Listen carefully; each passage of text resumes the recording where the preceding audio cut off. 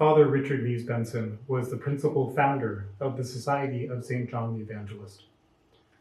For Father Benson, Christ is always more, always a higher height, a deeper depth, inviting us beyond the life we know now into something greater than we can either ask for or imagine.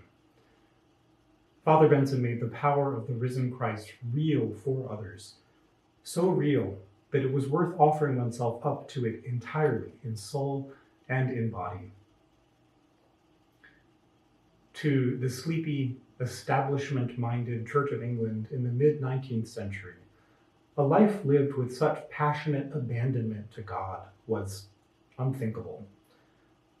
While the first communities of Anglican sisters had been founded in the 1840s, consecrated religious life was still enormously controversial in the Church of England by the time he, Father Grafton, and Father O'Neill quietly made their own vows of poverty, celibacy, and obedience in 1866.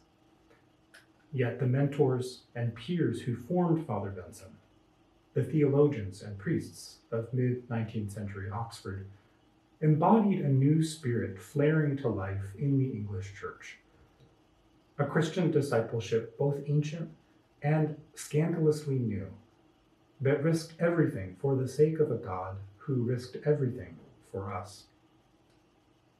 Rather than making this life of the glorified Christ a remote, ethereal horizon in some distant future, Father Benson devoted his whole being to a God who makes heaven real here and now, in the person of Jesus. Do not think of that as if it were a world far away, Benson urges. In another place he writes, "We must lay hold upon the glory of Christ as the basis and life of the eternal kingdom. The triumphant glory of the incarnate Son of God, the Redeemer, is the fundamental principle which sustains the universe he created, permeates it, quickens it, develops it in purposes of expanding power, elevates it as the object of the Father's love. God's decree shall make all who enter this eternal kingdom to share the glory of the eternal Son." The wisdom and witness of monastic life, at its best, points to the reality of the kingdom present here and now, even as we yearn for the freedom of the glory of the children of God in its fullness. We engage that consoling, transfiguring, and at times crucifying invitation in religious community.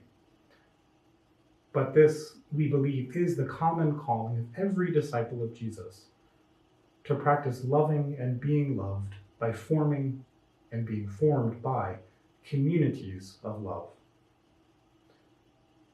Life in religious community powerfully shaped Father Benson's vivid apprehension of heaven. This is a vision desperately needed in our time. In many ways, we have lost both the urgency of our desire for heaven and our sense that our ultimate healing and wholeness can only come by participation in community.